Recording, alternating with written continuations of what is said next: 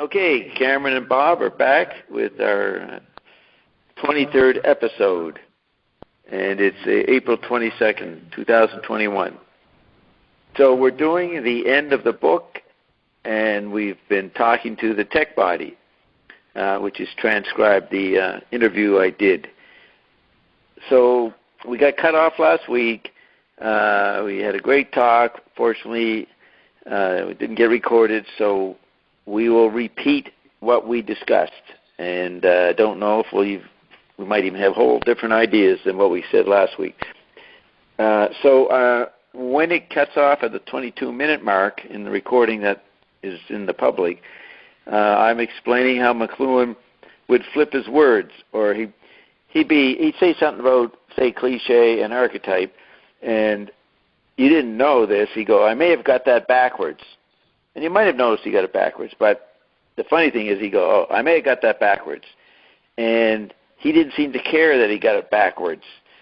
He does say in Cydia's Classroom, one sentence in there, he says, you got cliche and archetype, or cliche versus archetype, or archetype is cliche. Maybe he said cliche becomes archetype, or archetype becomes cliche, and he seemed to be indifferent to the way they go. Now, I wouldn't say, myself, I wouldn't say indifferent, unless the word were used in a technical sense. I'd say that for him, the reversibility of cliche and archetype is like the reversibility of figure and ground. That is to say, it's essential. It's something fundamental. It's something that can't be avoided and needs to be kept in mind whenever we talk about anything, because this, what might be called this power, this dynamic power of reversal, is built into what humans are.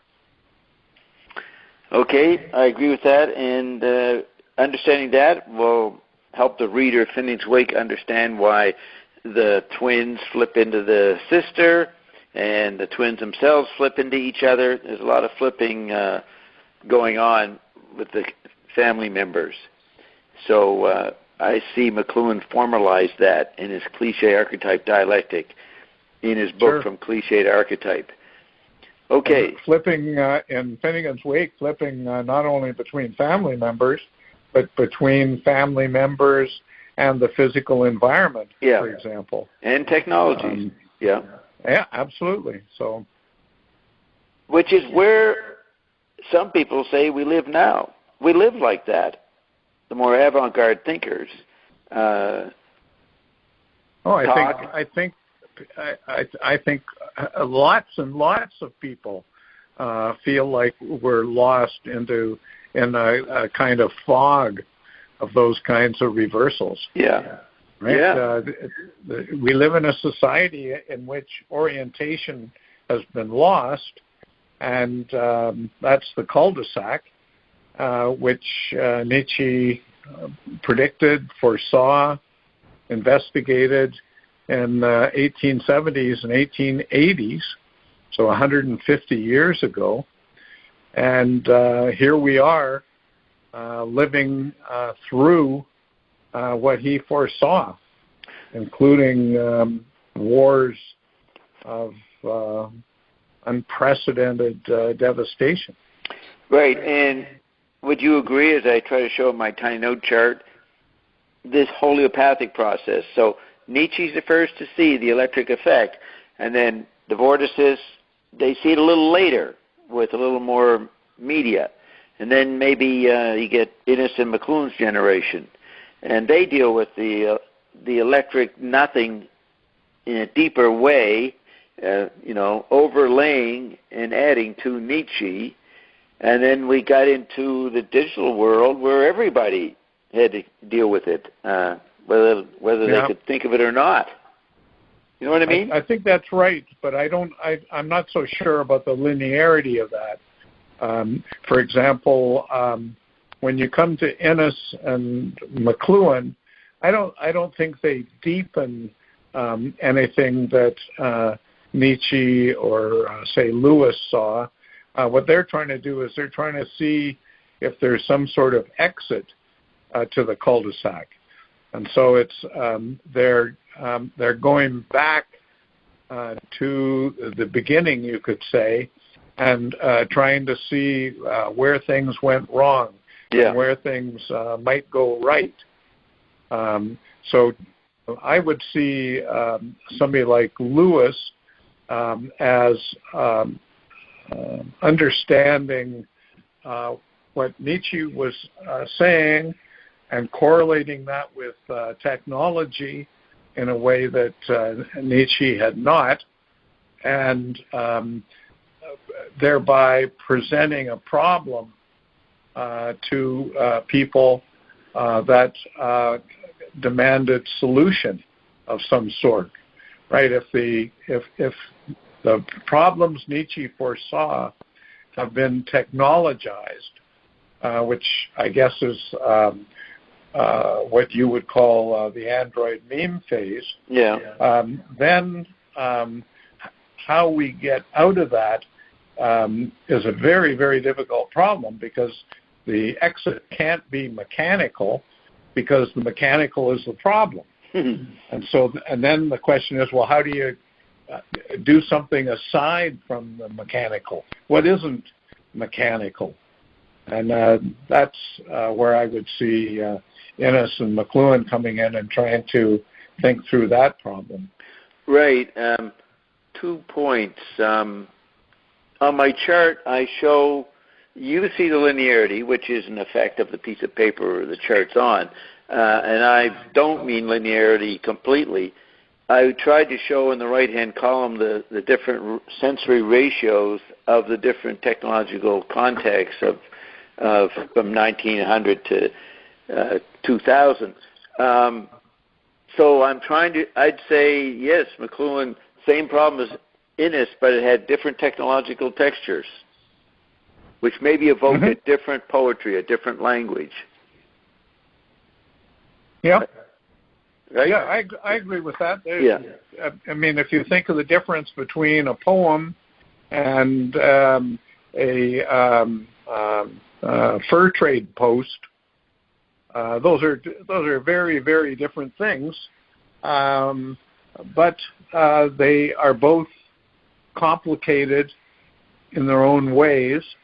They are both attempts to establish a node and to conceptualize how things come into the node and go out of the node. Yeah, in the, what is it, the Medium and the Light, Eric's collection of Marshall's talking about religion, what's that called? Yeah. The Medium and the Light. There's a talk he gave in '59 to the Basilian fellow teachers at St. Michael's, and at the end, he, and I don't know, we may have talked about this and recorded it, at the end he talks about how Lewis was cool in a time where there was Protestant fury in the majority, and he didn't put on enough fury, so he didn't get taken up. But McLuhan realized that Lewis's cool stance was more appropriate for the TV age. So he did Lewis without the moral stuff at the right time. And he says that, which is pretty interesting. Do you recall that? We talk about that? I don't know that we talked about that. I certainly recall the talk, and I recall that Lewis plays a part in it. I would say that what this relates to is something else that we've talked about, and that is the vertical and horizontal modes. And I think what McLuhan might be saying there is that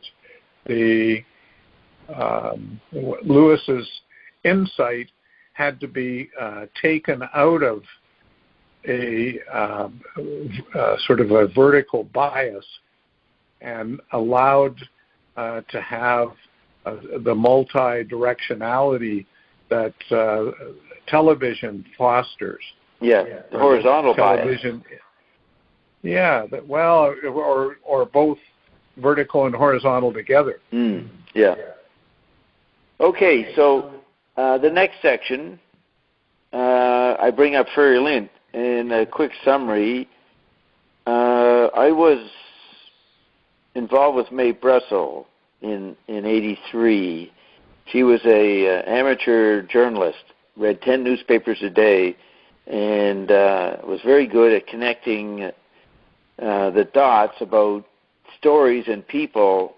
And because she read so many papers, the same article would be written differently. She'd notice different things and could connect people. Oh, this guy was doing that, but he actually had something to do with that story over there because he knew this guy. But you had to read a lot of papers to get that information. So she had a radio show, and she'd broadcast her weekly patterns. Well, Larry Flint, he had been shot in '78, in agony for 5 years, paralyzed, I think, from the waist down. So a new surgery was offered to him so he could stop having pain, but he would lose his sexual function. So he did that, and now that he was out of pain, he could take his millions, and he decided to compete with Time magazine. So he started a magazine called The Rebel, and that got him into a lot of trouble. They got 8 issues out, starting in November 22nd. They did the JFK assassination. What's that? 20 years later, and he had gotten shot by people who didn't want him putting out Kennedy assassination information in the late 70s in, I think, the Los Angeles Free Press. That's what he had bought. And but he was determined to carry on when he was able to. And Mae Brussel was an expert in all that stuff, so he was going to make Mae the editor after he met Mae. And that was through the KAL 007 flight, the downing of that flight. And the question was, did Russia do it or not? And that was September '83. So she wrote him a letter of what she thought was going on about it. And he was impressed, so he got in touch with her. Then he decided to make her editor. But other people jumped into the magazine, and they lobbied to not have Mae be editor. So then she was a witness of everything that went on after that, as Flint got in trouble with the authorities and ended up being put in a rigorous mind control hospital, people would say. They would do a lot of stuff to the person in this prison hospital. So I learned a lot about the story as it unfolded because Larry kept talking to Mae, and she'd update us on her tapes. And out of that, a play came out of it. I made this play called Who's Forgotten Furry Lint? So that's Larry Flint becomes Furry Lint. And the metaphor was, on the fabric of American society, you had some lint caused by a Malcolm X, a Martin Luther King. Some individual rises up out of the discarnate mob and starts getting attention. Tim Leary would be another example. And they would be quickly suppressed, kicked out, killed, whatever. So the piece of lint was just brushed off the fabric. So that was my metaphor for what happened to all these different people. Sure. And the latest being Larry Flint. So I suddenly say, what? If we wanted to bring that up to date, we could say that's what's happening now to whole countries or whole civilizations. Yep. That's exactly it. It's crazy. I know. Tell me this, Bob, before you get too far into the story, how did you meet Mae Brussel? In 1980, living in Toronto, I saw a magazine, OUI. O-U-I. Do you remember that magazine? Yeah, vaguely, yeah. It was sort of like those B magazines, like Gallery, men's magazines, and not Playboy level. And they would have a lot of muckraking articles. So I saw an article about her her work, and I had not heard of her, and I was very impressed. So I called her up, and she was really, what do you call it, amiable, a lot of fun, dealt with very serious topics, or what she thought was really serious, and I became a phone buddy and sent her information that helped her crack a few stories. One of them was the book by Peter Drucker. 1979, he did a book on all the neat people he had known, which included Marshall McLuhan and Bucky Fuller. So he has an essay on the both of them in one essay. And he did one on Fritz Kramer, a very suspicious character who ended up running the Pentagon's planning level. He was the big mind from Korea on, and up till the 80s. And he created... There was something about him in the news lately. I forget what it was, but I remember seeing references to him. Well, he created Henry Kissinger. He mentored Henry Kissinger, and he mentored Al Haig. Big influence. And but he was a Nazi who was tried at Nuremberg and got off, sorta, and disappeared. But he'd already been in America. So it was a very complex story. And Peter Drucker was the guy who brought him over in the 30s. They knew each other, I think, in Frankfurt. They grew up together. So it showed a part of Drucker. He was part of the deep state, maybe, is what we would say today. And so he brought Kramer over, and this article on Kramer, Mae Brussel never would have come across it. So I sent it to her, and it gave her some clues, and then she did some more research, and she finally put it all together and felt she proved it, and sent a letter with her proof to every congressman. That would be by 1985 or so. So I witnessed all that. And in 88, Caroline decided in the fall of 88, we decided earlier in the year to take a trip, a couple months trip around and visit all the people we've been interacting with. And one of them was Mae Brussel. Never met her, but we were going to go meet her for once. But before we got there, she announced she had cancer. And when we got there, she was dying. And about the third day we were there in Carmel, California, with Clint Eastwood, the mayor of her town, we went in and saw her, and she died about an hour after we left. So that was the last new acquaintance for Mae in person, Carol and I. So that was sad. And do you think... Yeah, go ahead. Sorry. No, I was just going to ask about her cancer. Do you think this was a natural happenstance, or do you think it was a motivated happenstance? Well, a lot of people who took her audio letter thought she was poisoned and murdered, and they could build up a case, sort of, and even a neighbor who had been in Washington in the Reagan administration. She became a friend and showed great interest in Mae's work, and many people were suspicious of her. Okay, but I do it differently. I go directly to Mae through a medium, right? And so I had talked to McLuhan, and so I contacted Mae Brussel through the medium and asked her, was she murdered? She said no. And she explained that because in her field she was up against journalists, and people like Seymour Hersh were friends of hers and used her information, she felt she didn't get enough attention because she was a woman. She's of that generation, born in 1922, where they didn't get the benefits of women's liberation, but they lived lives, McLuhan would say, technologically autonomous. They had a lot of freedom compared to women in the 19th century, but they weren't getting professional recognition. So she felt, pissed off about that. and that registered in her lower regions of her body. And so that's what she said. That's from the astral plane or whatever. Now, what was interesting,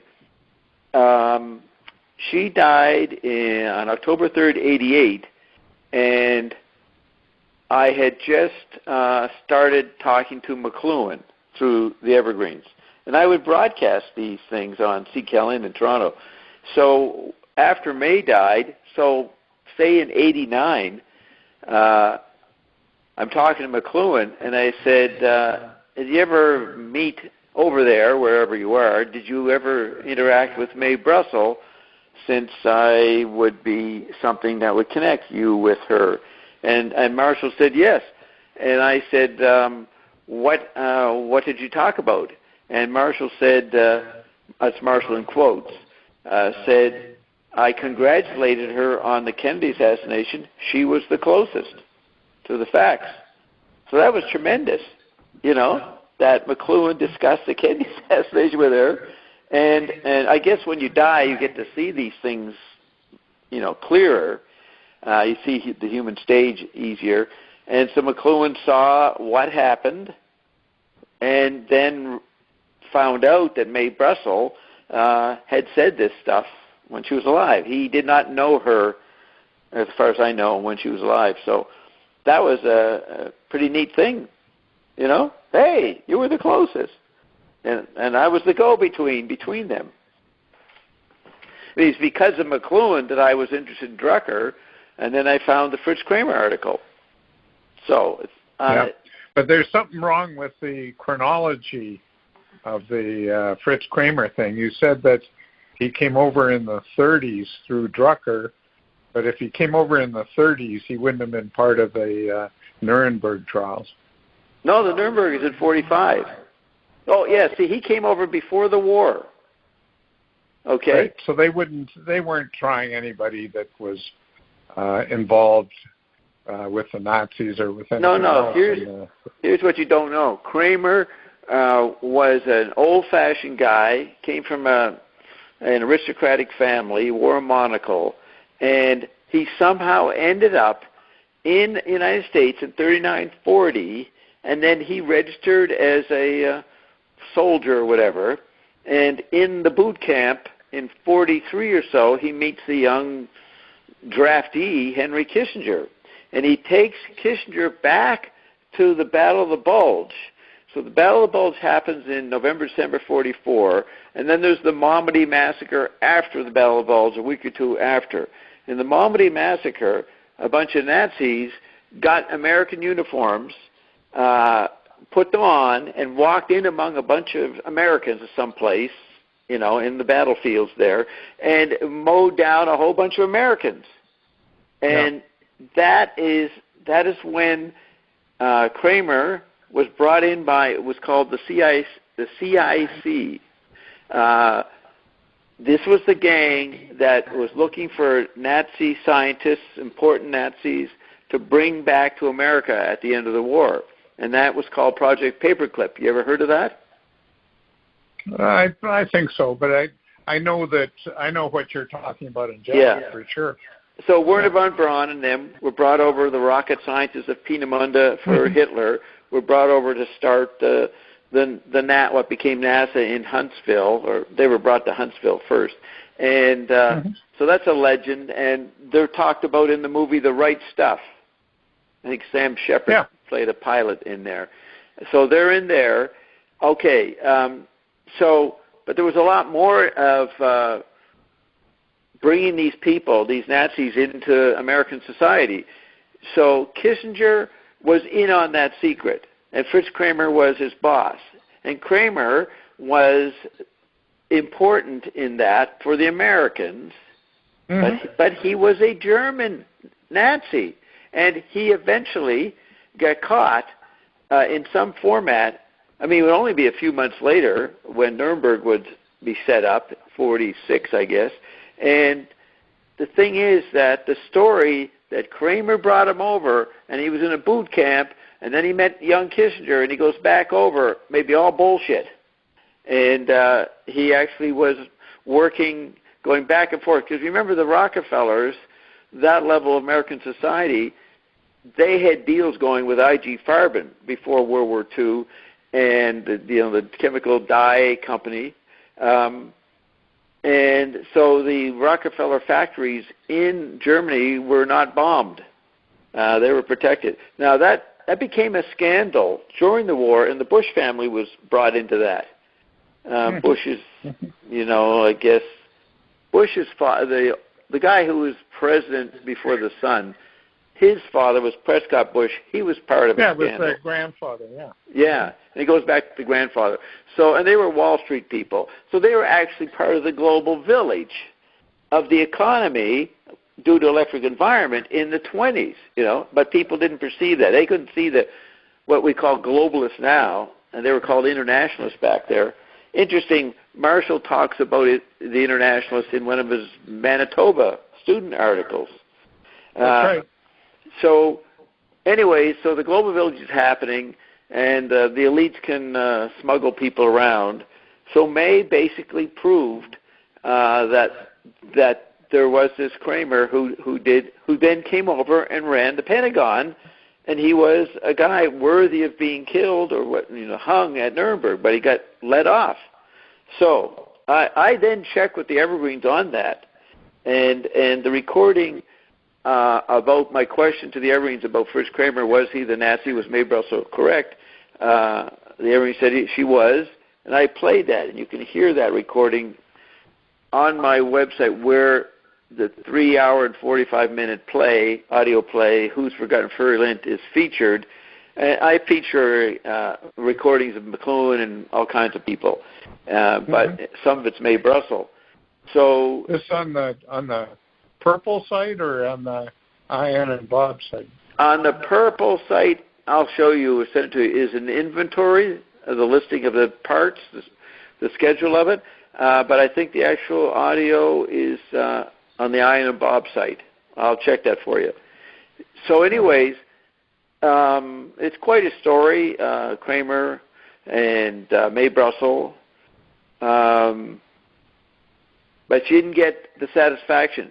So the Evergreens added, though, they said, it's not a big deal that this guy was a Nazi and brought to the Pentagon, because there were so many Nazis that after the war they just became German society. It just carried on, They didn't have, the stigma wasn't there. They didn't go blatantly run around wearing the swastikas and stuff, but the Nazis were all over. The ones that got higher up remained higher up in that period from 45 to 50. That I forget his name now. He was the main guy for Rockefeller. He was the commissioner for that era, and he organized, what Russia got, what France got, what England got, what America got. Divided up East and West Germany, and John McCloy was his name. Look him up. He was the Rockefeller's guy in every problem, every cul-de-sac for decades. So what was I saying? And this is novelized by Thomas Pynchon in Gravity's Rainbow, which came out in 1973. That period from 45 for a few years into 48, 49, in that zone as the countries were trying to divide up the spoils of Germany, and made this great novel. Do you know about it, Gravity's Rainbow? No, I haven't read it. Of course I know of it, but I've never read it. And he used McLuhan in organizing that. You might be interested on that level. There's some correspondence with a student to Pynchon when he was beginning to become known as a novelist in the late 60s. And he talks about McLuhan and how he organized the civilized versus the tribal in different parts of the book. So that's interesting. Let's see. There's actually a critic who did a book on Pynchon, and he has a whole section on Pynchon and McLuhan. So you don't hear many people talk about that when they talk about Pynchon. Okay, so I think I've finished the story of Furry Lint. Okay. So I'm saying here, see, the tech body brings this up. This is what's interesting about the tech body. It knows my interest in Larry Flynt and Furry Lint. So it says, and this is my first conversation with the tech body. So it says, see, you can't live in a world without Furry Lint. Before you could set that aside. Quote, but you could set aside Furry Lint. Not sure what he means at that point. Then he says, quote, oh, that's a based reality, B-A-S-E-D. We don't have a base society. Now, he might have said base reality, B-A-S-E. Well, that's a base reality. We don't have a base society. What about biased? Yeah, but it's not, he didn't, I would have heard that. He means, no, you'll see what he says. Oh, that's a base reality. We don't have a base society. We're not body. We're Judeo-Christians who live a comfortable, sovereign, sane, sober life. See, that's life before World War II, right? That's the industrial people. What is it? Stiff upper lip and righteous and hardworking and get the job done. We live in a base society now, right? Remember McLuhan said, we went downstairs. What was that British show? Upstairs, downstairs or something? And he said the whole... Do you know what I mean? Yeah, of course. Yeah, the whole society went downstairs into the basement. So that's the world of Furry Lint, according to the tech body. The sleazy world of the deep state, say. Or even just the pornography of Hustler magazine. So, see, you can't live in a world today without Furry Lint. Before you could set that aside. Quote, oh, that's a base reality. We don't have a base society. We're not body, B-A-W-D-Y. We're Judeo-Christians who live a comfortable, sovereign, sane, sober life, unquote. Well, all that's gone now. It's all gone. It doesn't apply anymore. Everything's up for grabs because everything that you would know to be within or without decorum is thrown up in the air. So definitely talking about bases, basement. So now it's okay, for example, for goddamn, that's in quotes, for goddamn to be in acceptable use. The censors don't even get offended by it any longer. That's new. That wasn't always that way. Before you couldn't even say hell or damn or shit. Now, and then the tech body goes, psst, like whispering in my ear, now, psst, that's in G-rated films. You can get away with that, for Pete's sake, as far as language or something that's considered less than inappropriate or vulgar or of bad manners. As far as language or something that's considered less than inappropriate or vulgar or of bad manners. I think it should be less than appropriate. Anyways. Remember, that came up when we did this already. Conversation. Yeah. And then the tech body says there are no bad manners anymore because it's all landed in the tech body. And no one is offended by it anymore. So we've landed in a new environment that the tech body is calling the tech body, and anything goes kind of thing for media content.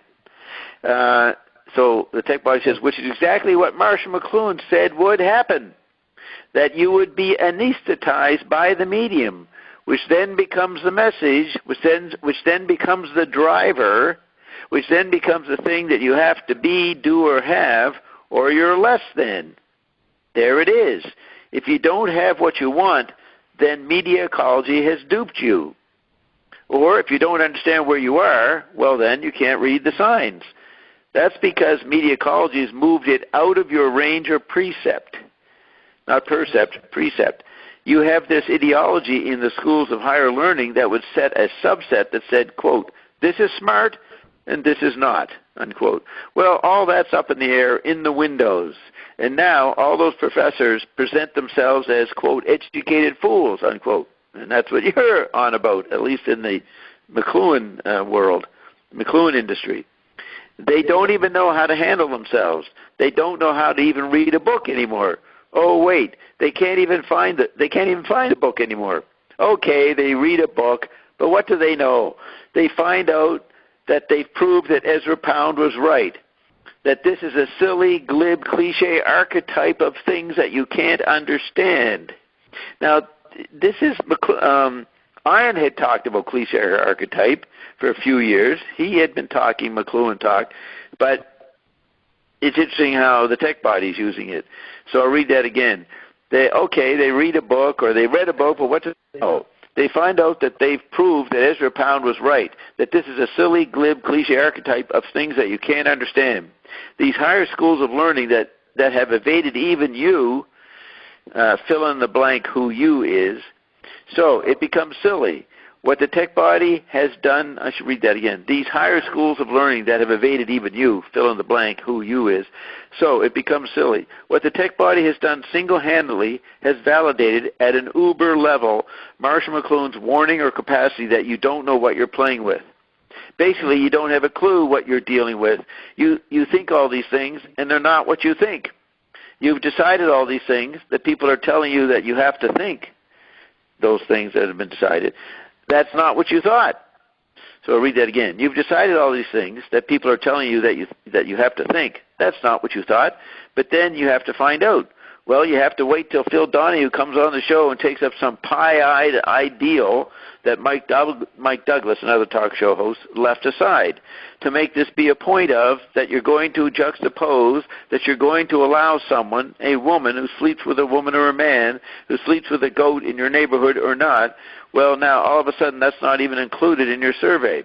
You can't even convey or have an opinion regarding that, or it moves you outside of the system in tandem. So everything is built upon the mechanics of the mechanical bride, the details that set the mechanical bride even beyond the Gutenberg galaxy, because that's just the telltale signs that there was a crime. The Gutenberg galaxy is the telltale sign that something terrible occurred. Okay, they put it all in a box, Bob. They put all the typeset of types in a box. Then there's a quote. Little boxes quoting a song. Little boxes made of ticky-tacky, all on a hillside, all just the same. They're different colors, but they're all the same, unquote, of the song lyric. And so they have been set, typeset as this categorical inference. What's happened is they've all been put together. Okay. Let's stop with that paragraph a little bit. There's a few things that we can talk about in there. One is that a couple times he talks about everything is thrown up in the air. Yeah. Right? And then later, well, that's all up in the air, in the windows. So it started off with a based reality, and you brought that into the context of basement. So you have the basement, and then immediately thereafter you have all up in the air. The basement's thrown up in the air. Well, yeah. I mean, everything has become topsy-turvy. Yeah. And so the bottom is up, the up is down, and there's no orientation, you could say. Yeah. And then that's made concrete when he says, fill in the blank who you is. Yeah. Right? So he says somewhere,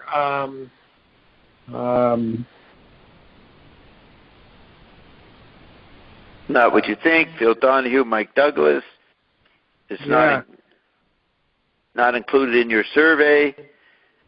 This sounds like the last line in Laws of Media. It's an uncharted situation that can't be charted.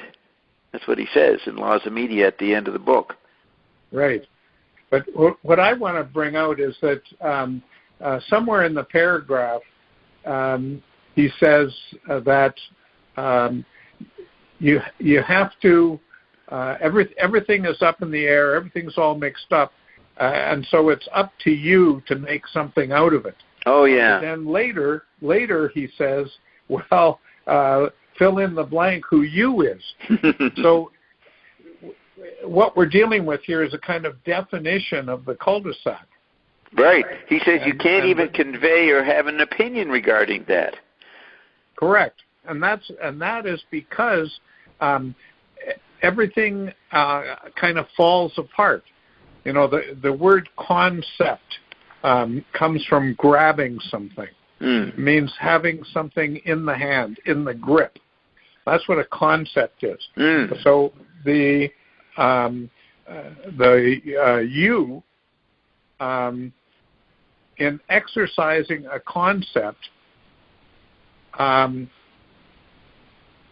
can't get a grip anymore because the you that's the you that is exercising or attempting to exercise a concept, that you has fallen apart. Yeah. And so with everything up in the air, it would seem like, well, it's up to you to make something out of all of this. But there is no you. Right? So therefore, therefore you, in quotation marks, can never make anything out of all of this because there is no you, there is no making, there is no making something out of all of this. It all falls apart. And he actually says that in the next line that I would have read. The tech body says, what's happened is they've all been put together and ripped up everything that makes them have a self-identity. Correct. So that the self-identity is the lost you. Yeah. And there simply is no you. Right. And so when McLuhan said that he had no point of view, it's not a preference. You guys have opinions. I prefer not to have opinions or not to get stuck in one angle. What McLuhan was saying, you can't have a point of view. Right. And not only can you not have a point of view, but you can't be points, plural, of view. Yeah. People, if you say, well, you can't have a point of view, then people say, okay, well, what we're going to do is we're going to have a sort of cubist perspective. Yes. We're going to have points of view. But no, that's fallen apart too. That's right. And so there's more nothingness. Correct.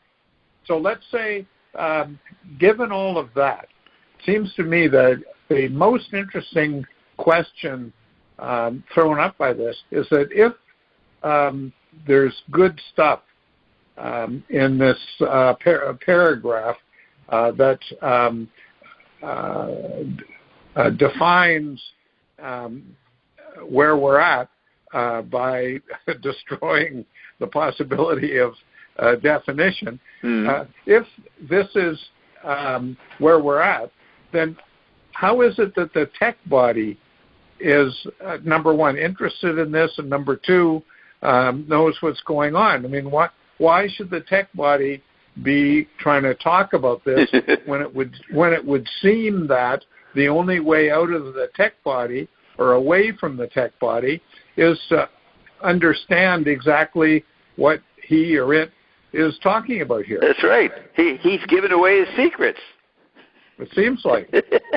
Well, that's what's so amazing about this. This is what I didn't know what the tech body was going to talk about, and then what the tech body says is correct from a McLuhan perspective. And yes, why is he saying it? And that's, well, we'll see what more he says about that. But that's the big question. Why is he so forthcoming?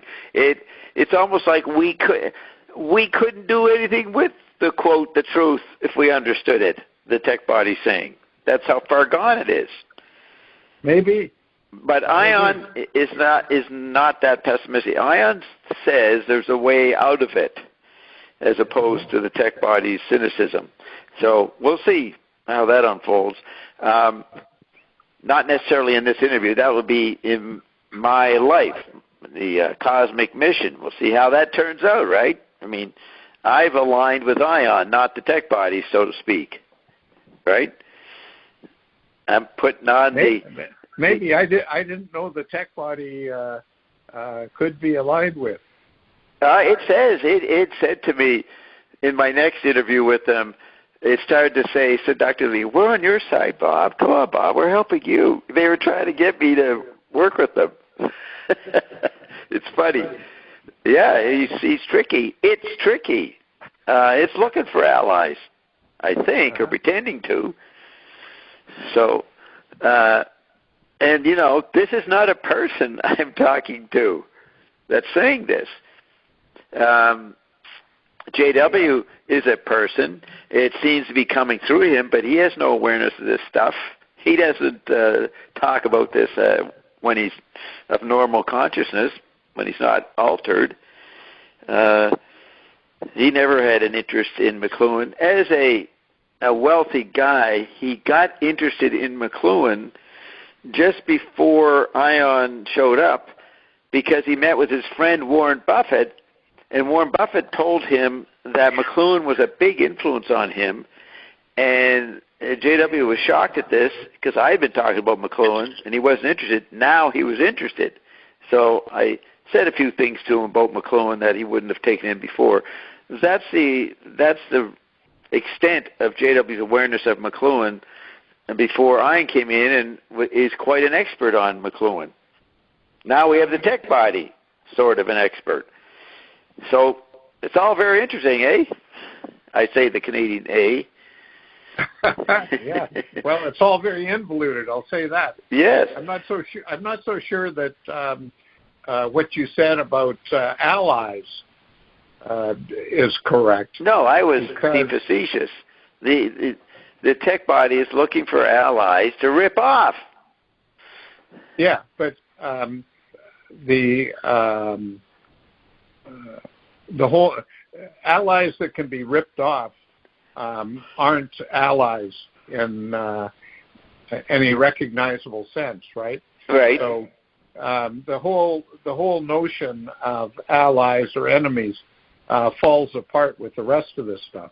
Yeah, that's true. That's the difficulty of judging the tech body. Ion says, don't resist the tech body too much. You don't what? What'd you say?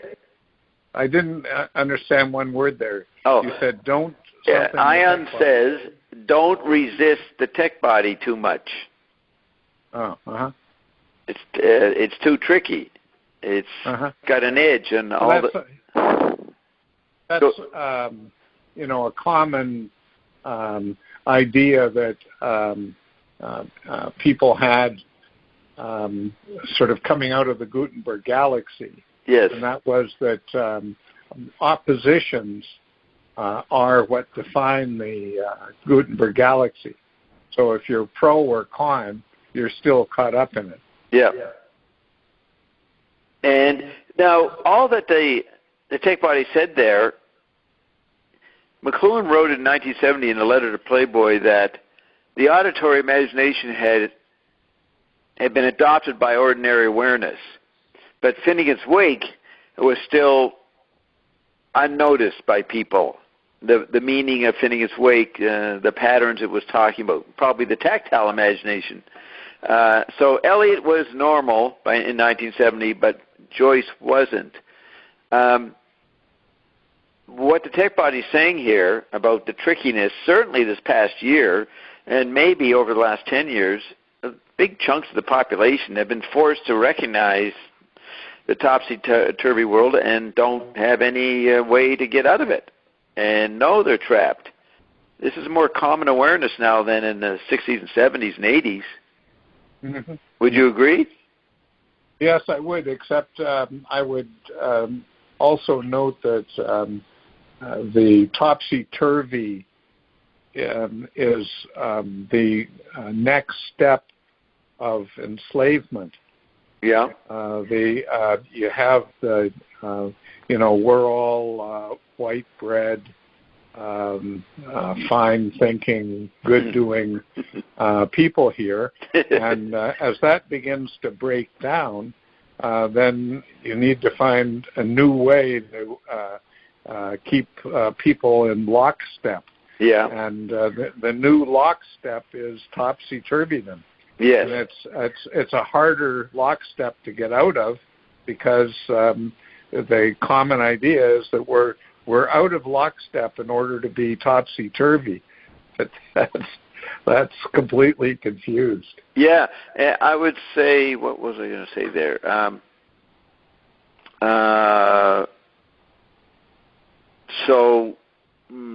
What is it? People, the slavery, Yeah, you were saying that more and more people are becoming aware of the... Oh, I know what I was going to say. So people like to say, you can control people through fear. That's too simple. It's an environmental controlling. The topsy-turviness might create fear, but it's not fear causing that. It's an environmental effect, an environmental situation where you can't have an identity. That is the cause of the problems, not some deep state secret guys making everybody afraid. Do you know what I'm saying? Do you get that point? Yes. That distinction? Yeah, absolutely. Yeah. So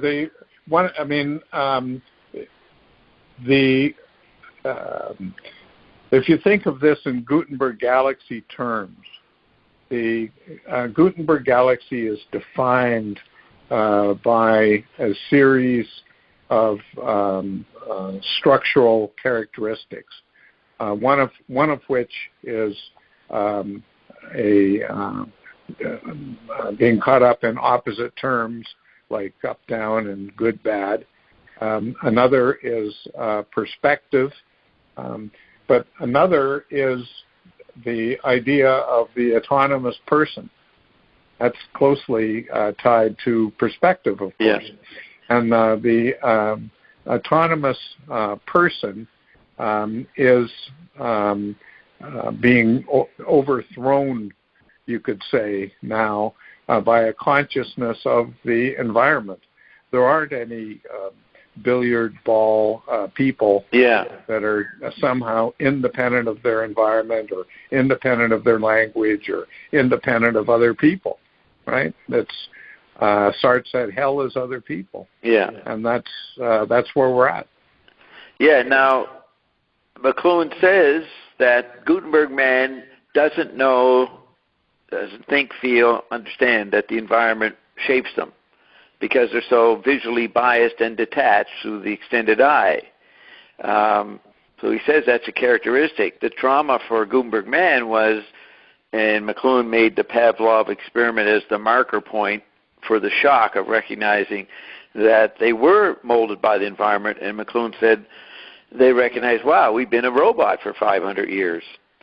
And nobody felt that during the Gutenberg galaxy, but the electric age woke them up to that rearview mirror view. So that's adding to what you're saying. So then there's this joke in Cultures Are Business where the criminal, he says, society made me do this. You know, whatever the crime was. he pop sociology, right? Everybody knows that the environment was molding them. But this is now sort of official policy. Yeah. Right? In Oregon, all sorts of crimes are no longer crimes. Yes. Because society did it.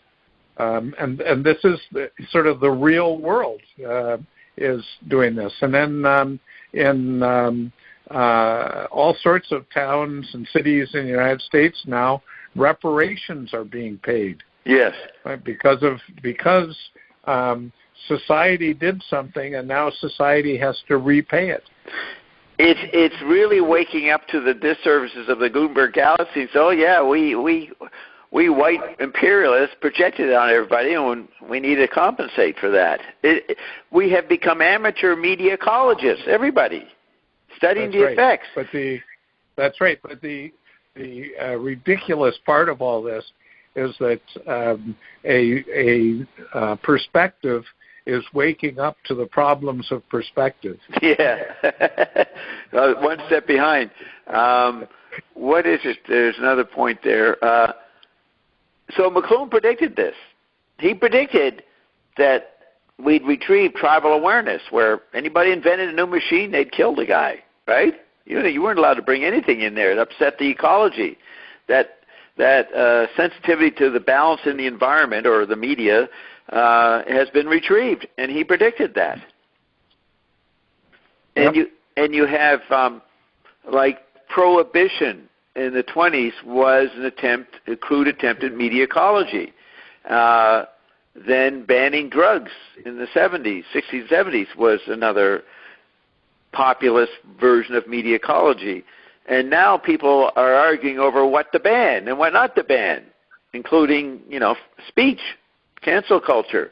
All these are distorted, uninformed, botched versions of McLuhan's sophisticated media ecology. Do you agree with that? Yeah. I think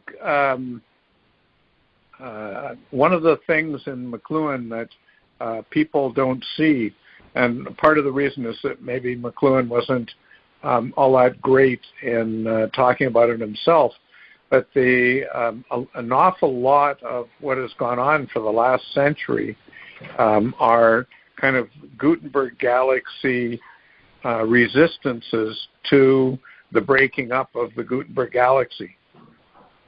And so a minute ago you were speaking about people beginning to recognize that they were robots. But McLuhan was clear that people would do almost anything in order not to recognize that. So you could say that people become even more robotized in order not to recognize that they've been robotized. Yeah. Now, if you notice in Bruce Power's book, The Global Village, they go into the difference between angels and robots, and maybe this is more Power stuff, because he wrote this, a lot of it after Marshall was gone. He's talking about the electric age makes us robotic. Angels is a product of the Gutenberg galaxy. But I have articles in the 60s, McLuhan said literate man, Gutenberg man, was a robot, didn't recognize it, but then woke up to it and says we were cyborg. He talks about us being cyborgs long before the popular culture did. So right. That was in an article in the Winnipeg Free Press, by the way. So McLuhan first talked about the global village in Winnipeg. He first talked about cyborgs in Winnipeg. It's an interesting thing how he remained rooted in a certain way. Yeah, and he made a point of putting his new insights back at home, so to speak. Yeah, I believe so. Yeah, go back home and tell the locals. Well, also a recognition of the environment makes the man. Yeah. Okay, so to finish that point, so Power should distinguish between Gutenberg robot and electronic robot, which you just said is electronic man makes humans more robotic than Gutenberg robot. All right? Yep. You get that? Well, I don't know if more works there. They become robotized in a different way. Yeah, what would that be? So you're a robot in the Gutenberg age, but you don't know it, and your values deny it, and all that stuff. The robot. Yeah, well, the one is fixed, the other is confused. Yeah, and the second one, the Marconi robot, is aware of the Gutenberg robot. He doesn't get the electronic robot, which is a tactile interplay of autonomy and total slavery to your environment, and it's flipping back and forth. So that would be confused, right? Yeah. A confused roboticness. This is good. It's the first time this distinction has been made in using McLuhan's terms. That's a breakthrough there. Never been said before, what we're saying. Two kinds of robot. And you know, McLuhan always said there was two kinds of this and that, acoustic and visual, right? Sure. Well, it's built into language, and language is the basis of human reality. So there's nothing we can say where its opposite isn't just as true. Yep. So of course, there must be different kinds of robots, different. There must be a whole spectrum of ways of being a robot, simply because that's the way the world is built. Yeah. A professor told me once that tribal people, anthropologists found out that tribal people considered opposites as similar. What did they have in common? Oppositeness. Okay, and then Barry Nevitt used to quote, I don't know, some early 20th century scientist. Remember he said? Probably Freud. Freud talks about this. Right, but who said the opposite of one truth is another great truth? There's one truth, and then the opposite would be another great truth. Have you seen that quote? No, but it seems like an obvious thing to say. Right. Let me see if I can find it. So, the opposite of one truth. See if that brings up anything. Mm-hmm.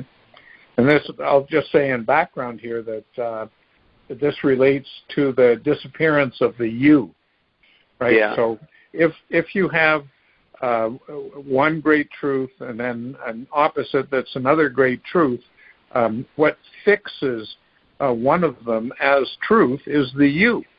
It's the perspective on things which says this one is true and that one is false, or this one is good and that one is bad.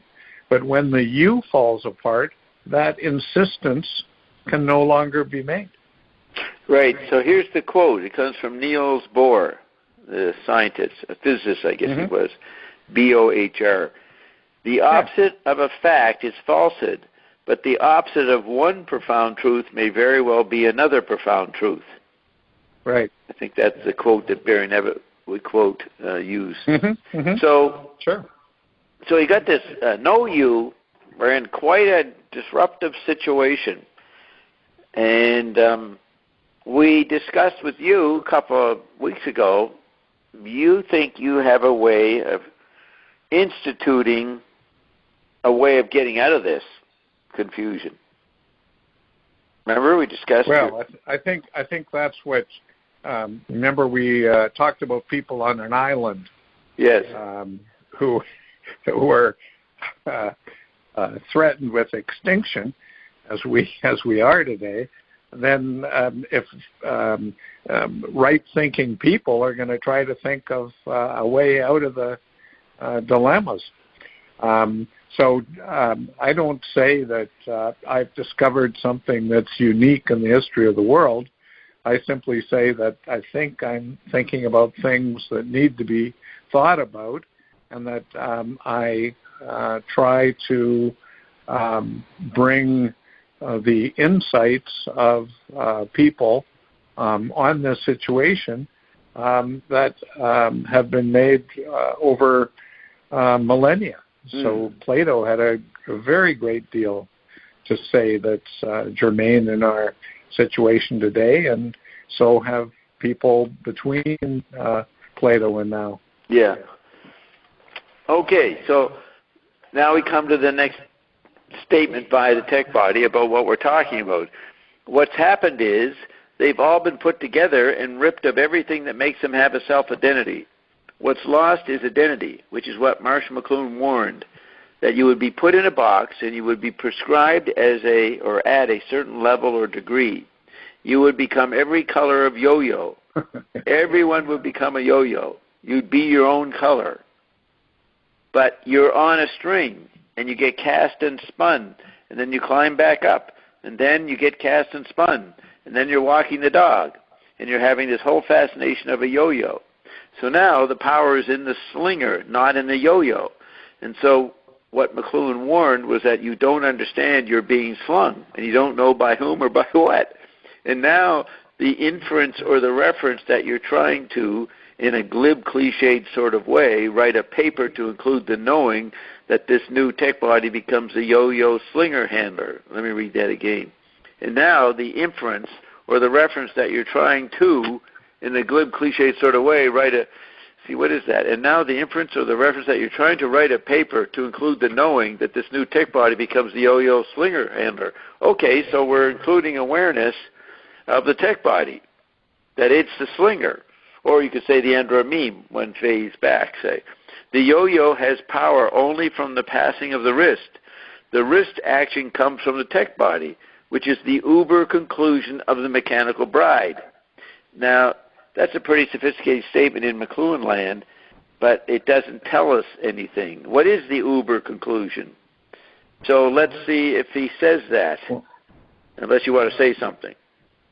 Well, I just want to say how the writing or the saying here goes back and forth, right? So he says everyone would become a yo-yo. You'd be your own color. Yeah. Well, before he was talking about all the little ticky-tacky houses on the hill, and each one was its own color. Yeah. Right? And so then again he says, Marcia McLuhan warned that you would be put in a box. Well, in the paragraph before, they all put it in a box, Bob. They put all the typeset of types in a box. So the this is a prose or a conversation that goes forward and backwards, and to follow it, you can't just go in a linear way. Right. Now, having talked to Ian for 31,000 hours, I'm very aware of this going back and forth and frustrating putting your finger on exactly what is the tech body or ion saying. But I think that, like McLuhan, the tech body is pointing out that the traditional polarities or dialectics are the content, and you're in a third position, which I think he says earlier. We talked about the third position. So he's going to always, it's like Joyce flipping the characters. He's got to show the content flipping back and forth so you don't take an identity from either side. You're in the tactile, the nowhere zone, which is not a sense. You're in the interplay. That's what I see Ion, the tech body, communicating. They're doing what McLuhan did a little more tidy than the conversational tech body, but what Finnegan's Wake was doing. I think this is pretty sophisticated by the tech body. Mm-hmm. I think that what you just said is very important. It relates back to Niels Bohr, actually. Yeah. The new physics of the uncertainty principle, at the end of the day, posits what's called a superposition. And a superposition is the middle position of both together. Yeah. It's what McLuhan calls tactility. Yes. And so with quantum computing nowadays, what quantum computing rests on is the principle of the superposition. Yeah. So that the quantum computing is able to compute orders of magnitude faster than a regular computer because it's not tied to either or. Correct. Right? And so what you're pointing out is that the conversation here is by trying to confuse up and down and forward and backwards and you and not you is actually a pointer to tactility as the you might say the electric spark going back and forth in both directions at once and simultaneously. And correct. How to think that is the great question. Right, and you'll see in McLuhan's op-ed in New York Times, A Media Approach to Inflation, 1974, he talks about the tactile interval becoming the content, becoming the futures market.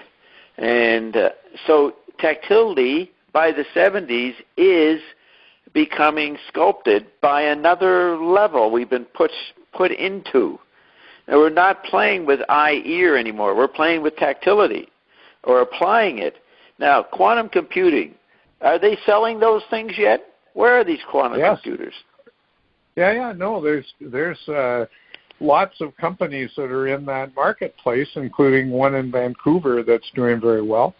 But there's quantum computers are being used as we speak. And who's using them? Are they in people's homes privately, like a laptop? No. I don't. No. I think they're too big and too complicated for that. I mean, the components of quantum computers are just a fraction above absolute zero in their cooling requirements. So it's we're as yet in the sort of UNIVAC phase of quantum computing. The installation required is very complex, and in the future it may well be simplified in the same way that regular computers were simplified over, say, 50 years. But quantum computing right now is a fact. There's lots of things that need to be improved and figured out and all that stuff, but there's working machines. Who gets credit for inventing this? I don't know. The principles go back to the late 20s and 30s with people trying to look at particles. Right. Well, I put in quantum computing Wikipedia. So quantum computing began in the early 1980s, when physicist Paul Benioff proposed a quantum mechanical model of the Turing machine. Richard Feynman and Yuri Menon later suggested that a quantum computer had the potential to simulate things a classical computer could not. In 1994, Peter Shor developed a quantum algorithm for factoring integers with the potential to decrypt RSA-encrypted communications. Despite ongoing experimental progress since the late 90s, most researchers believe that, quote, fault-tolerant quantum computing is still a rather distant dream, unquote. In recent years, investment in quantum computing research has increased in the public and private sectors. On October 23, 2019, Google AI, in partnership with the U.S. National Aeronautics and Space Administration, or NASA, claimed to have performed a quantum computation that was infeasible, not unfeasible, that was infeasible on any classical computer. So that's what we're looking for. Who are the names? Who's doing it? But it may, if we go down, they start to give the origins, logic gates, quantum algorithms, cryptography, search problems, computational biology. Quite a long article. So if I go back up,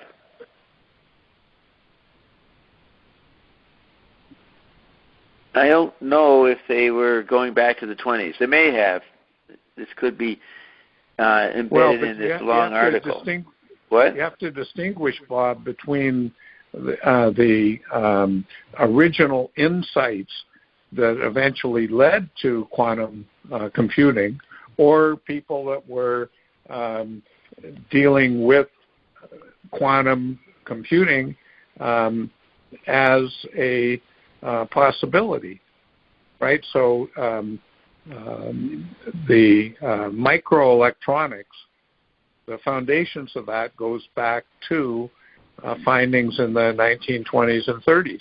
But were people speaking about iPhones or personal computers back then? Of course not, right? So everything depends upon the question being asked.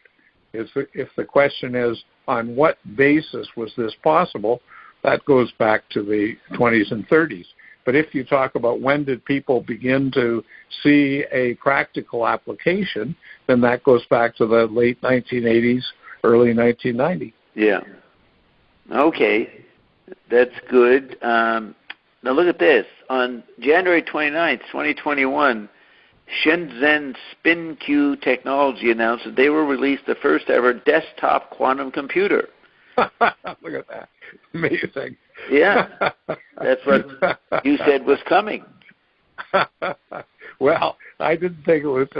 I may have said it was coming, but you seem to say it has came. Yeah, this will be a miniaturized version of their previous quantum computer based on the same technology, in brackets, nuclear magnetic resonance, and will be 2-qubit device. Doesn't say a 2-qubit, just says 2-qubit device. Applications will mostly be educational for high school and college students. The company claims SpinQ will be released to the public by the fourth quarter of 2021. So that's interesting, eh? Yeah, for sure. Now, here. Amazing. Did you say amazing? Yes, sir. Yeah. Now, meanwhile, in the real lab here at Ion Dome, we're working on the new cloud and a new kind of computing. So this is going to be a major topic of questioning in my weekly session with Ion tomorrow morning. I'm going to be going into this.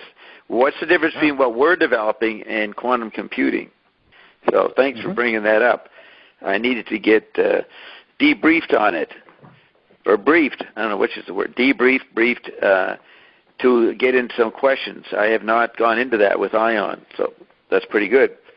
So this, applying tactility in the market and maybe in quantum computing, and the way we were doing it in our talk here, that's something that the McLuhan industry isn't talking about. This is another. No, I don't think so. Yeah. I mean, when I saw that years ago, he's saying tactility now is applied. It's the content. It's in the market as the futures market. So that's 19. This is the McLuhan. There's a McLuhan that develops past cliched archetype in the 70s that no one knows about, no one talks about. There's glimpses like that article, maybe some beginning points in Take Today, but he didn't write too much more about it past 1974. But this is something I've been thinking about, whatever I do, pattern replaying about what the implications are of that idea. So welcome aboard. You've reached the new platform of perceptual management. Okay, so yes, so I understand that Ion contradicts. He does, I might have got that backwards, but he doesn't say he got it backwards. He doesn't apologize for it. He confuses the hell out of my audience, right? But I tell them we have a 12-hour show, and then 7, 8, 9 hours on the phone still in the conference room, but not broadcasting. And I get to explain a lot of stuff that I know in McLuhan and other places that helps explain what I think Ion's doing. But you're seeing it. The tech body's going back and forth on purpose.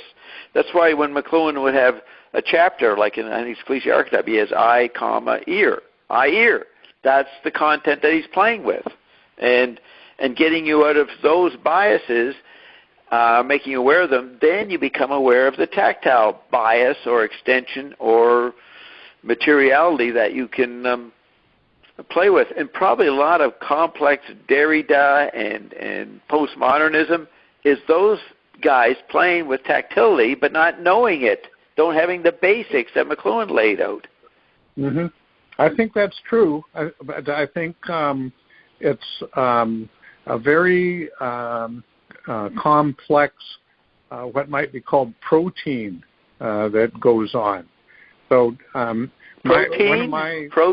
Yeah, protein. Okay. One of my central ideas is that the interior landscape cannot be less complicated than the exterior landscape. Mm. So if you think about the exterior landscape, And forget about weather fronts and all that sort of stuff, which are unbelievably complicated. Just think about the human body for a minute. Yeah. I mean, you've got everything being run by proteins that are incredibly complicated with different elements and different ways of being folded.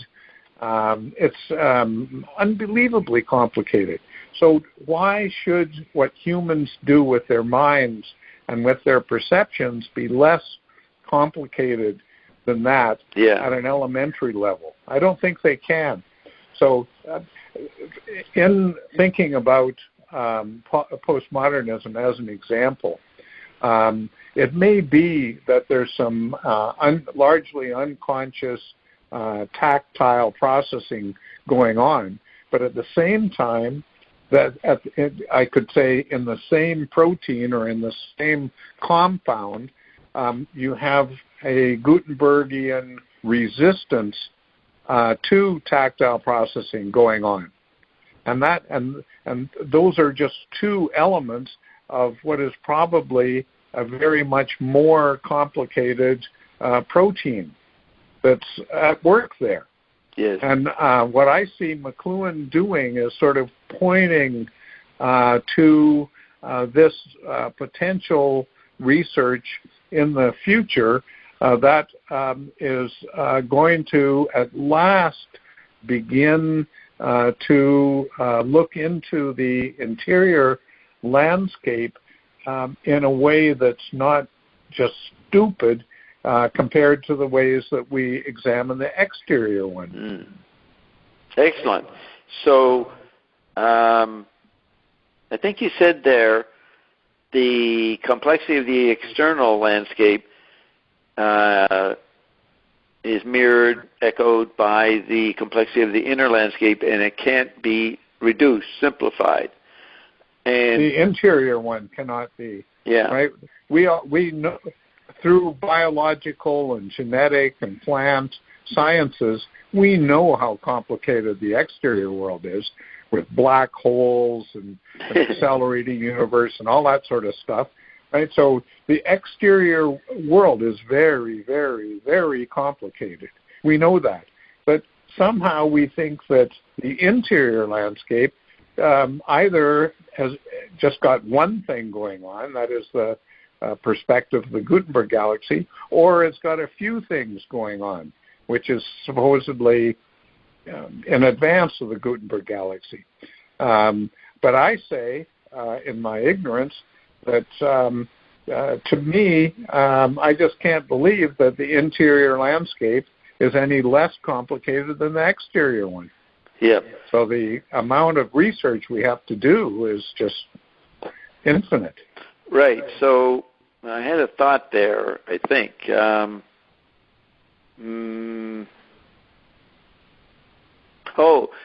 That's what I was getting at. When in my essay on McLuhan for the book, for the conference in 1998, McLuhan and homeopathic quadrophenia. That was my complex phrase for the complex interior landscape. Homeopathic quadrophenia. How's that for big letters, big syllables? That's what I'm getting at. I said to simplify this complex interior landscape, apply the tetrad to yourself and selves and multiple bodies. That's a simple formula to fall on, because McLuhan in his talking with that Richard, the journalist for New York Times in '67, Richard Rosenthal. Anyways, McLuhan says to him, or we assume it was said, accurate quote, he says, people need concepts to get a grip on reality. There's your grip, right? It's a pun. Yeah. But McLuhan understood that at first he would be interpreted, because it's coming through books, as concepts. And it'd take a while to get to the complexity of the quadrophenia of our situation. And that we actually are living tetrads throughout the day. Alice in Wonderland, she says, I don't know who I am now because I don't know who I was this morning. Remember that quote? She's been through a lot. Well, you could reduce it for a sense to get a grip on reality to the concept of the tetrad or the formula of the tetrad. That's what I meant. And that's Wyndham Lewis. I'm part fascist, part communist, part moralist, part anarchist. Yeah, that's right. There's the four parts. And so and all of these things need to be taken as pointing beyond themselves. As to say the tetrad isn't four things like four billiard balls. Right. And you need to understand those billiard balls. No, what you need to understand are the forces that enable that complexity. Right. And right? Yes, that's right. That's what physics found in the teens and 20s. That's what Bohr was going on about.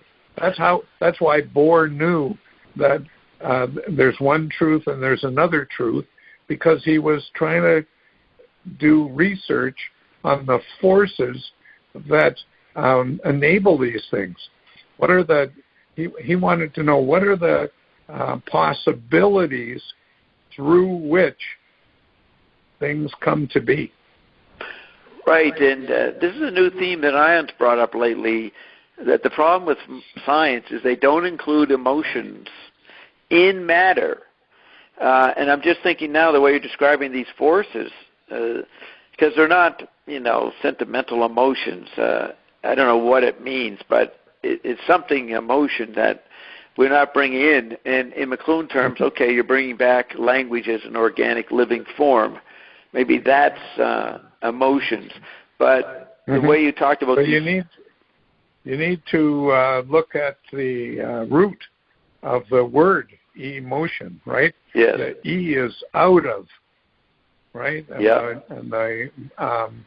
the motive, the emotion is an excitation out of. Yeah. Right? It's a going out of as an expression of something interior, but also an attraction to something exterior. And the exterior attraction may be like the pole of a magnet, so that it's not purely passive, but the object is itself exercising a force, right? And trying to understand how these forces work between internal and external poles, through which our whole notion of poles gets changed. That's the trick. Yeah, and that's at the beginning. Remember the tech body? He was saying it gets moved. You're describing the moved. That's right. Yeah. And that's right. And the other thing was the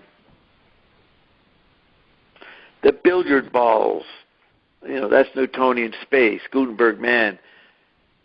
What part of the problem is you don't get rid of visual space completely. It gets disappeared if you don't know what's going on. But McLuhan used to say we bring visual space back into harmony and balance with the other senses. It doesn't have this hierarchical authoritarian position off the board and running all the other senses and distorting them. So we don't know how much of literate identity will remain. Doesn't mean it's going to go away, but you can see everybody the last 100 years trying to preserve literate identity, and each generation failing to understand what's involved. And that would be the complexity that you're talking about. Well, his formula, you have to, the way quantum computing works, and by the way, I sent you just a few minutes ago, I sent you a link to a company called D-Wave Computing, which is in Vancouver, and which for 10 or 15 years or more has been on the forefront of bringing quantum computing to practical uses. Right. So for your homework for tomorrow, you want to look at that site and look at what it talks about in terms of applications and in terms of companies that are already using quantum computing. Good. Okay, thanks. So with McLuhan, what people have to understand is that in going from a literary bias and going out of a literary bias, let's say emoting out of a literary bias, it's one thing to go to an auditory bias. And what's common to those two things is that they're unipolar. The visual bias attempts to get out of unipolarity through perspective. And the audio or acoustic bias tries to get out of unipolarity by a kind of radar relationship with its environment. But in fact, neither one of those work. And what's needed truly to get out of a literary environment or an auditory one is a superposition of both. And you cannot go from a literary environment to an auditory environment or from either one of those to a superposition without going through nothing. Yes. Because there's nothing outside of those environments. So the no man's land, the nomad, the frontiersman needs to be energized in order to go between these possibilities. And most people find it abhorrent to be faced with the nothing that is, in fact, their only way out. Yes. So when we first started talking, you talked about the importance of the interior landscape the first times we were talking. And that sounded too much like the acoustic. And I didn't agree with you. I didn't bring it up because I wanted to find out more what you meant. Now I know what you meant. Now I know you're on my page, the same page, that the third position. That's what I was reacting to what you were saying from the third position. No, it's not just inner acoustic space versus visual. Right. And so we've come to an agreement on a level that we haven't had before. I mean, I had this problem with what I thought you were saying about interior landscape, but you've clarified that that's your content. That's not the frame, which is the superposition. Now, the superposition, how is this different from Augustine's third term, where he resolved the endless antinomies in Hellenic culture and caused by the phonetic alphabet, say, and then he resolved it by creating this abstract billiard ball, a mind, a soul, that hovered over the contradictions in Greek society. I would say we have a new kind of third position we're pointing towards, which would reform the Augustinian soul, and you would, so adapting the Augustinian soul, which dominated for 2,000 years almost, that's the Christian religion, it has to go through the nothing. And McLuhan talked about this. He said, we keep this TV going, we can't be Christians anymore. There's not going to be any visual space. And so he was trying to figure out how to modulate the environments, through computers to keep visual space a little bit in the game. But that's what he did. But we're recognizing the problem of the nothing we got to go through, and we suspect there is something, unquote, on the other side, or a different perception that doesn't limit you to history. Now, Barry Nevitt used to bring this up, that the new world we're moving into moved us into eternity, whereas the soul and history and Christian apocalypse and Christian revelation was limited by visual space. And William and Thompson talked about that too. So we're getting out of the space-time continuum of this tunnel that we're stuck in, that started back there maybe with Christ, and now this denouement of Armageddon, apocalypse, and destruction, that dilemma, we have a way out with these new technologies. The tech body. Possibly. Yeah, I don't entirely disagree with that, but the terms, first the terms are very linear, right? Yeah. And also the terms are somewhat fixed. And so... Well, I was just throwing a few Phineas White quotes then. No, but I agree with you that you can't talk in English what we're talking about. I'm going to get bogged down with the language. I think understanding media, Phineas Wake was the way to talk about it one way, with collaging 60 languages on the page, but McLuhan maybe thought he had found a way to talk about it without a point of view, without the effects of visual space in his books or language, by making a science, basic terms, that would be your elements, like in chemistry. Yeah.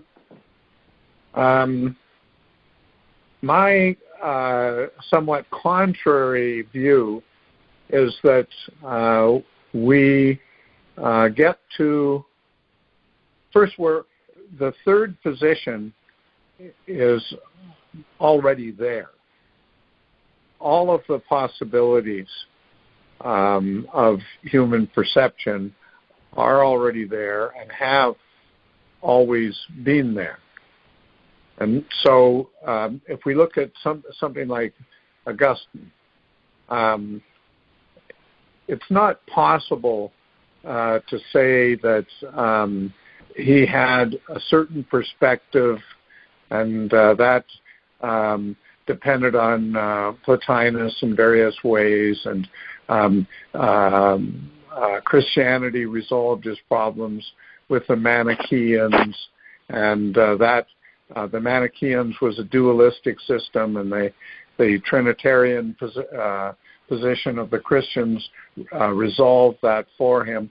I think something very much more complicated was going on, and that gets back to my protein insight, if that's an insight, or my protein image, let's put it that way.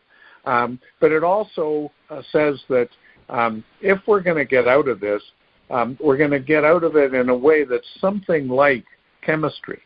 And what I mean by that is that when chemistry got going in the course of the 19th century, it didn't see a new world out there in the sense that its recognition was of what had always gone on.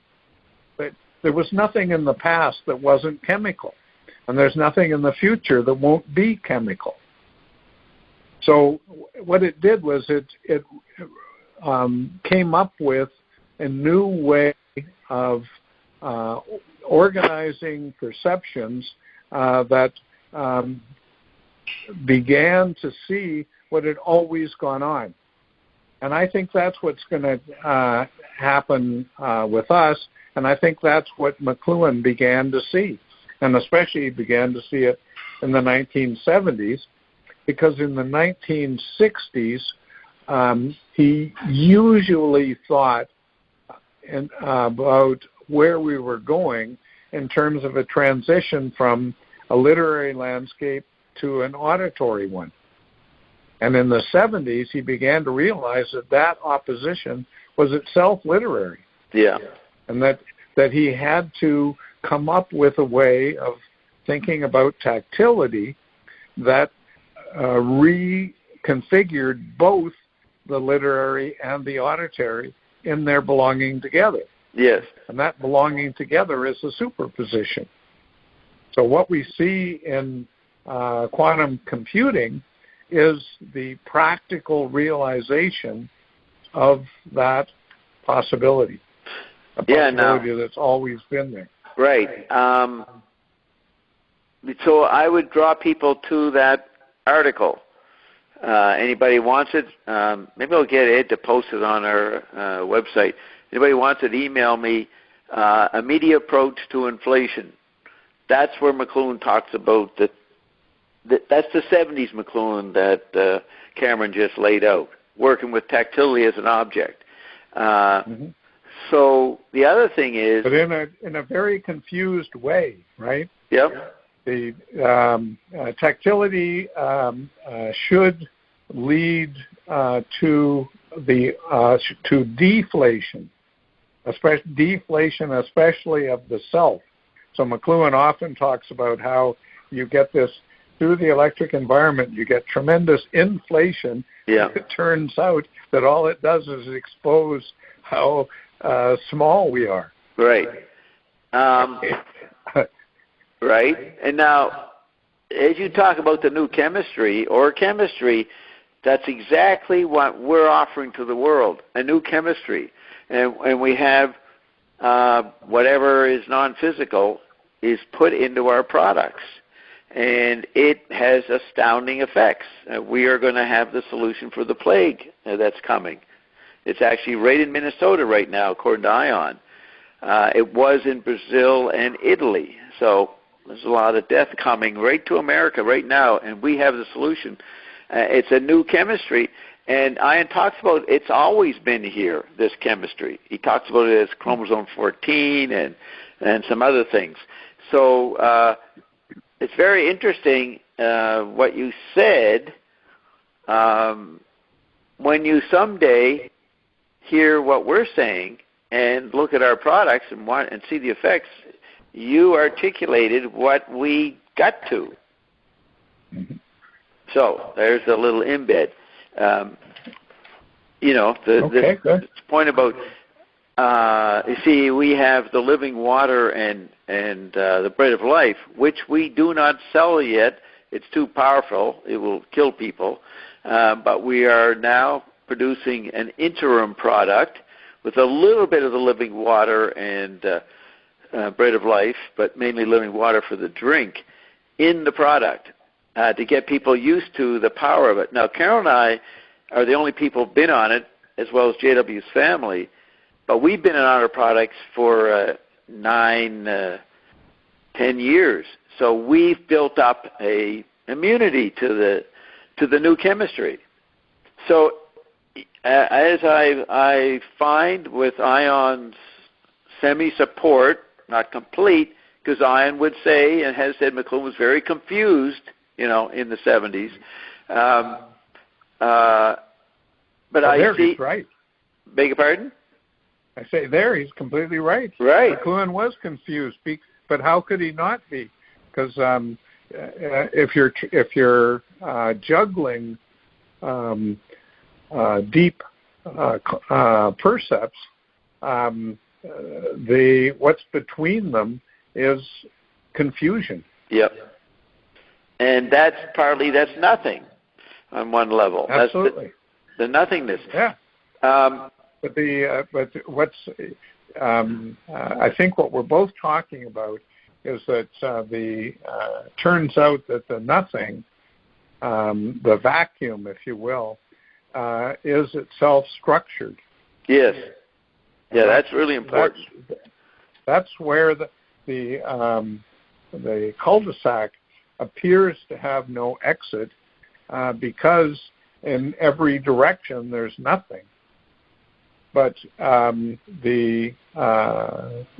if you go into the nothing and allow yourself to experience what's there, then you find out that there's a orientation that's fundamental or that's native to the nothing. Yeah. Would you say that's neither to the nothing? Native. Native. Native. N-A-T. Yeah. Native. N-A-T-I-V-E. Native to the nothing. Right. Yeah. Okay, so I was saying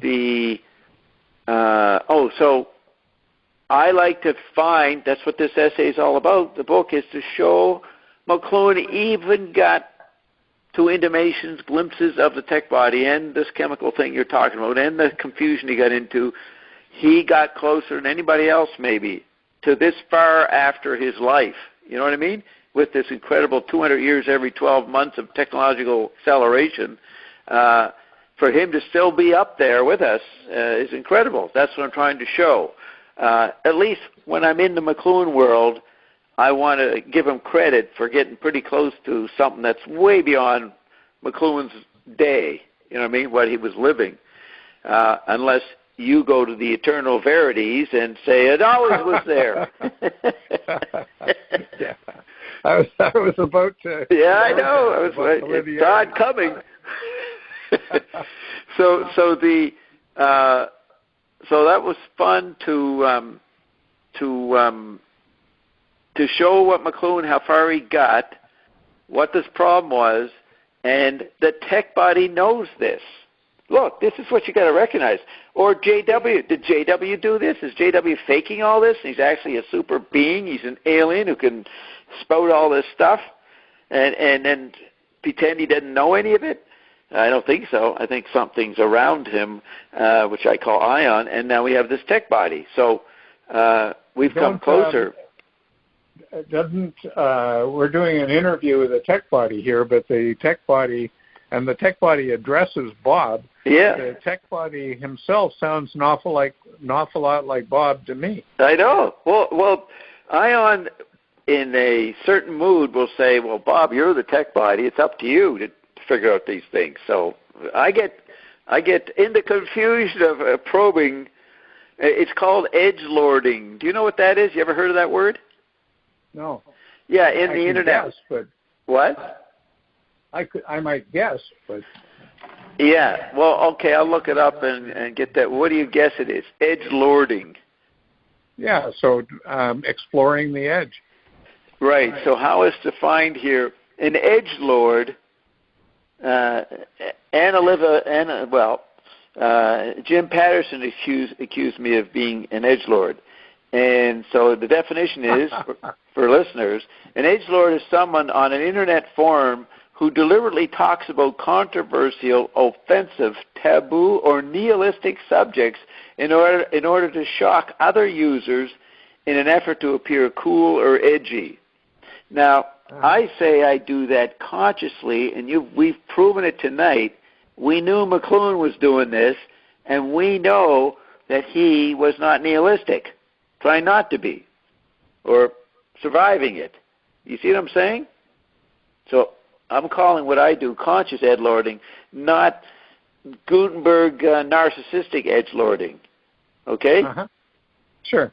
Well, that's the transition that is the transformation that is impossible to describe is between those two. Yeah.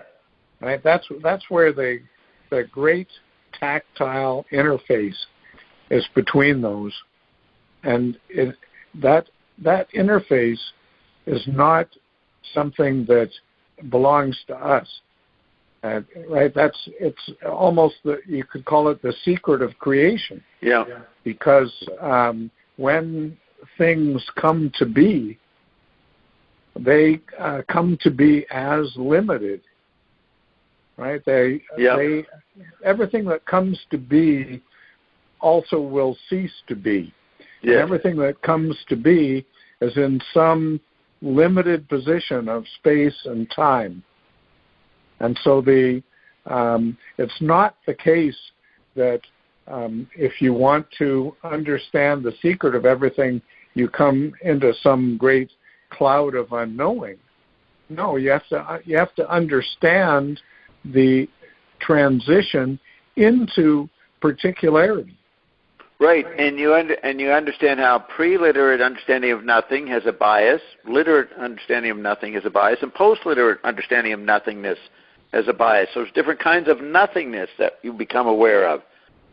Oh, absolutely, and it's not the case that there's a pre-literate understanding. There's a huge number of pre-literate understandings, plural. Yeah. And then in the literate world, similarly, a great many different understandings of nothing. And then post-literate, again. So it's again like my protein image. not the case that these are singularities. These are extremely complex bioenvironments. Yeah, the popularity of singularity undermines it. It's not a singularity, what people think they're getting from the term. Correct. A couple points. McLuhan, his phrase goes after this nothing. If you look in Hot and Cool, page 109 or so, the hardcover edition, I've brought this up. I love your references, Bob. It's pretty precise, isn't it? Very. In the upper right-hand corner. That's right. Do you imagine these pages? I can see them. That's where I'm partly, what do they call it, photogenic or? Yeah. I've got that kind of memory. So it has a statement that the dynamic symmetry of tensions among proportions, the golden section is a dynamic symmetry of tensions among proportions, and I think he says it's the Zen interval in the East. He has this phrase. I like the way he talked about Zen Buddhism, but he said they discovered the interval. That's pre-literate nothingness. And then you have the Western nothingness, the golden section maybe. But I don't know if it's nothing. So you've got the phrase, the Zen interval, and then he has that phrase in 54, the magic casements of being. Remember that? Are you there? Hello?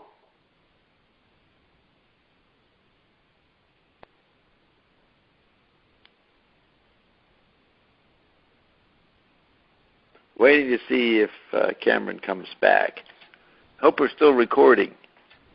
Let me see. Hello? Yep. Cameron, where are you? So maybe we got disconnected. We're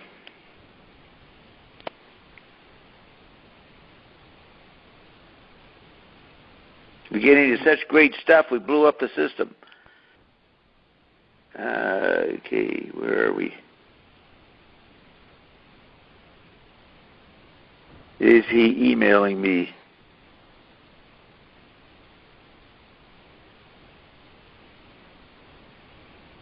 No, he hasn't emailed me. Okay, so he got disconnected, I think. So I think we're going to have to leave it here.